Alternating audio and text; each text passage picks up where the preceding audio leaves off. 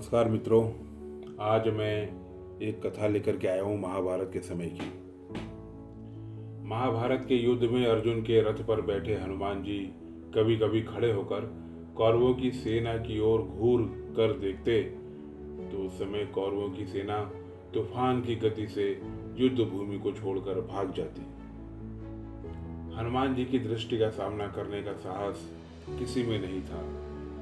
उस दिन भी ऐसा ही हुआ था जब कर्ण और अर्जुन के बीच युद्ध चल रहा था। कर्ण अर्जुन पर अत्यंत भयंकर बाणों की वर्षा किए जा रहे थे।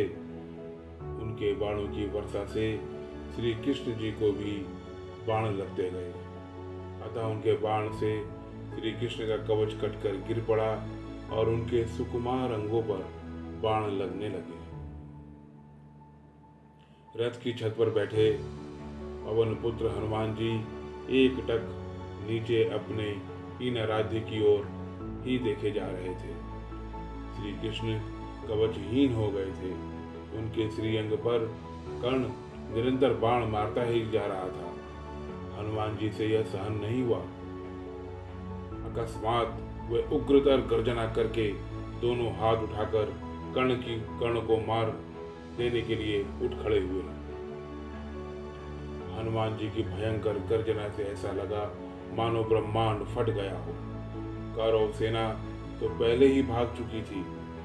अब पांडव पक्ष की सेना भी उनकी गर्जना के भय से भागने लगी। हनुमान जी का क्रोध देखकर कर्ण के हाथ से धनुष छूटकर गिर गया। भगवान श्री कृष्ण तत्काल उठकर अपना दायां हाथ उठाया और हनुमान जी को स्पर्श करके सावधान किया, रुको, तुम्हारे क्रोध करने का समय नहीं है। श्री कृष्ण के स्पर्श से हनुमान जी रुक तो गए, किंतु उनकी पूंछ खड़ी होकर आसमान में हिल रही थी। उनके दोनों हाथों की मुट्ठियां बंद थी। वे दांत कटकटा रहे थे और आग्नेय नेत्रों से कर्ण को घूर रहे थे। हनुमान जी का क्रोध देखकर कर्ण और उनके सारथी कांपने लगे। हनुमान जी का क्रोध शांत न होते देखकर श्री कृष्ण ने कड़े स्वर में कहा, हनुमान, मेरी ओर देखो। अगर तुम इस प्रकार कर्ण की ओर कुछ और क्षण देखोगे तो कर्ण तुम्हारी दृष्टि से ही मर जाएगा। यह त्रेता युग नहीं है।